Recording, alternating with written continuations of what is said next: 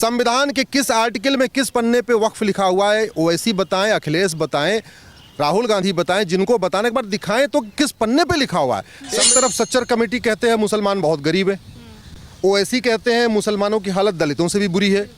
तो जब अगर मुसलमान इतना गरीब है, इतना परेशान है, इतना पिछड़ा हुआ है, तो ये जो पहले 45,000 एकड़ ज़मीन थी वो 10 लाख एकड़ हुई कैसे? फिर दान किसने किया? ओवैसी ने दान किया नहीं, बुखारी ने दान किया नहीं, मदनी ने दान किया नहीं, दुर्रानी ने दान किया नहीं। तो दान कर कौन रहा है? मज़ार, दरगाह और पक्का कब्रिस्तान को भी ये वक्फ एक्ट कहता है ये भी वक्फ की ज़मीन है।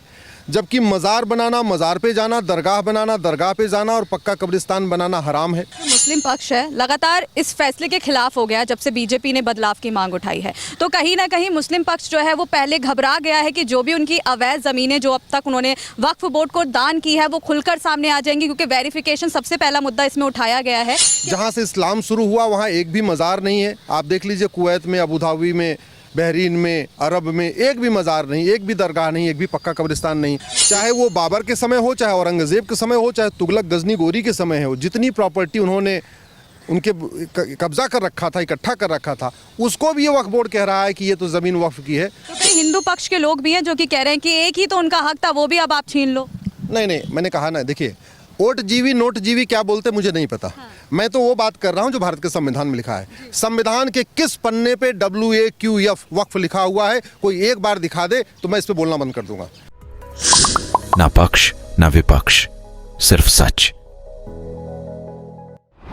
वैसे तो वक्फ बोर्ड सालों से जाना जाता है, ये नाम अधिक चर्चाओं में रहता है, लेकिन सबसे ज़्यादा नाम ये चर्चाओं में हाल ही में आया है जब बीजेपी में इसमें बदलाव की मांग की जो उठाई है उसको लेकर ये जो वक्फ बोर्ड नाम है सबसे ज़्यादा चलन में हो गया है। तो कुछ लोग इसी बीच जानते नहीं हैं कि वक्फ बोर्ड क्या होता है, ये क्या काम करता है और अगर इसमें बदलाव हो जाते हैं तो क्या बदलाव इसमें हमें नज़र आएंगे। ये सब बात करने के लिए हमारे साथ है एडवोकेट अश्वनी उपाध्याय जी, जिनसे हम बात करेंगे इस मुद्दे पर और जानेंगे। सर बहुत बहुत स्वागत है। धन्यवाद।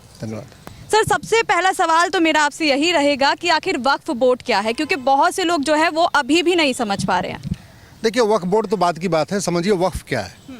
जैसे हिंदू दान करते हैं जी, अंग्रेजी में उसको चैरिटी कहते हैं, ऐसे उसको उर्दू में वक्फ कहते हैं। तो जो वक्फ किया जाता है, दान किया जाता है, आप पैसा भी दान कर सकते हो, ज़मीन भी दान कर सकते हो, गाड़ी मोटर भी दान कर सकते हो, आपके पास जो अपनी संपत्ति उसको आप दान कर सकते हो। अब सवाल ये है कि क्या भारत में वक्फ कानून की ज़रूरत है, वक्फ बोर्ड की ज़रूरत है, वक्फ ट्रिब्यूनल की ज़रूरत है? तो भारत चलता है संविधान से। संविधान में चैरिटी लिखा हुआ है, इंडाउमेंट लिखा हुआ है, लेकिन वक्फ बोर्ड, वक्फ ट्रिब्यूनल, वक्फ कानून नहीं लिखा हुआ है। इसका मतलब कि भारत में एक यूनिफॉर्म चैरिटी कोड होना चाहिए, यूनिफॉर्म इंडाउमेंट कोड होना चाहिए, जिसको हिंदी में कहेंगे समान दान संहिता होनी चाहिए, समान धर्मस्थल संहिता होनी चाहिए। लेकिन मज़हब के आधार पे कोई कानून नहीं हो सकता है, वो भारत का संविधान मना करता है। भारत का संविधान कहता है कि मज़हब के आधार पे ना कोई योजना बनेगी, ना मज़हब के आधार पे कोई बोर्ड बनेगा, ना मज़हब के आधार पे कोई ट्रिब्यूनल बनेगा, ना मज़हब के आधार पे कोई कानून बनेगा। इसका मतलब ये हुआ कि वक्फ एक्ट, वक्फ बोर्ड, वक्फ ट्रिब्यूनल ये अनकॉन्स्टिट्यूशनल है, इल्लीगल है, असंवैधानिक है। आर्टिकल 14 कहता है सब एक समान है, हम लोग सब समान हैं। आर्टिकल 15 कहता है कोई भेदभाव नहीं करना। हमने संविधान में सेकुलर शब्द भी जोड़ दिया। सेकुलरिज्म का मतलब ही होता है कि रिलीजन न्यूट्रल ला, रिलीजन के आधार पर कोई कानून नहीं होगा।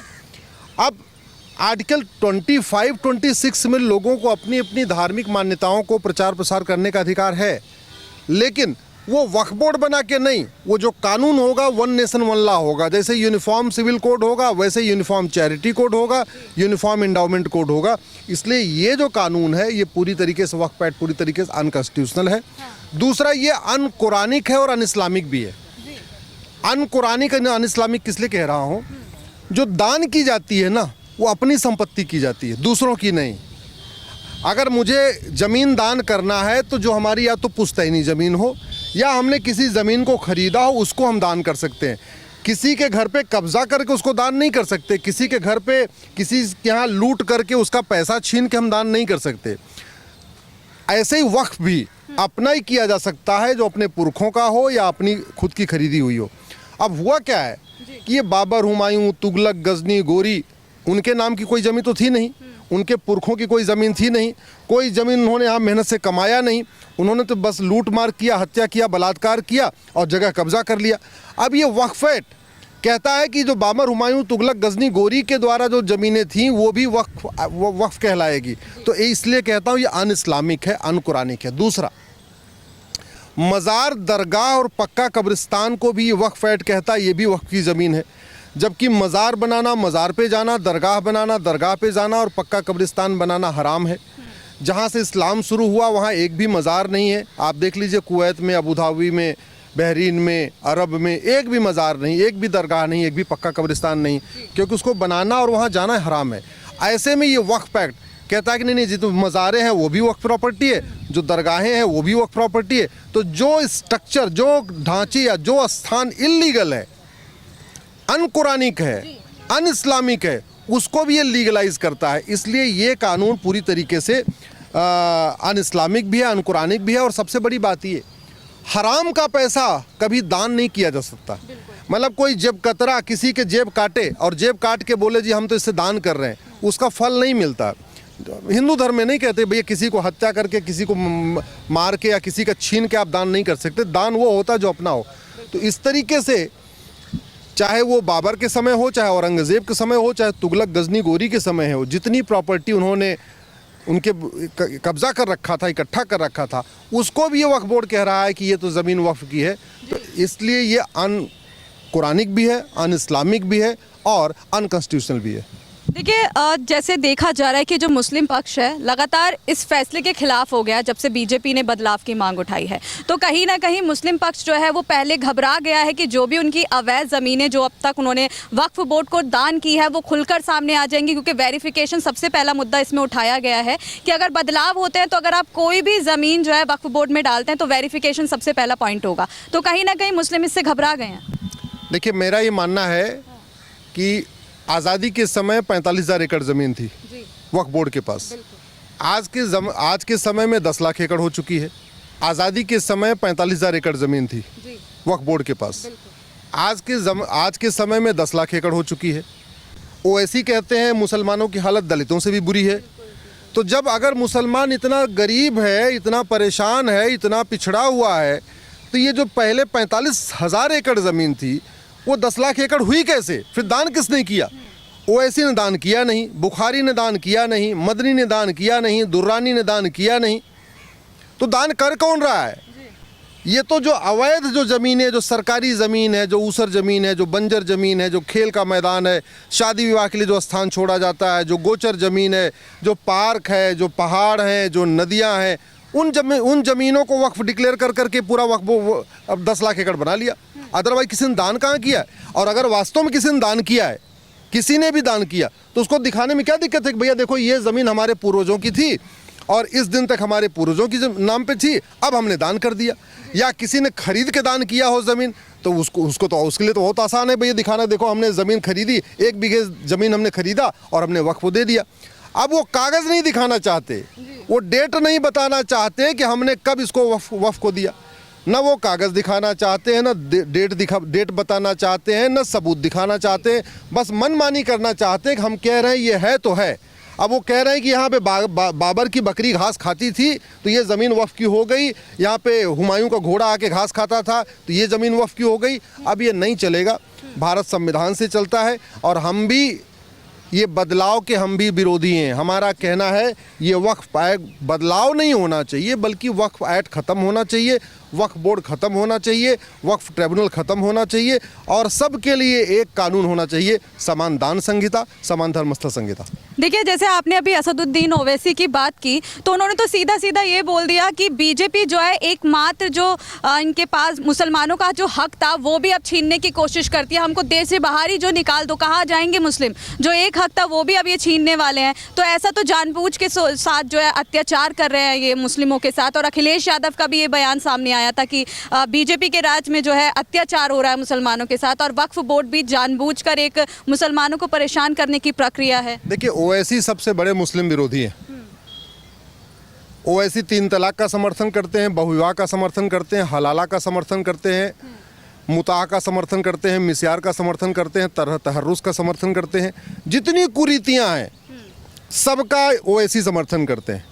ओवैसी तलाक़े हसन का समर्थन करते हैं, तलाक़े हसन का समर्थन करते हैं, तलाक़े बाइन का समर्थन करते हैं, तलाक़े किनाया का समर्थन करते हैं।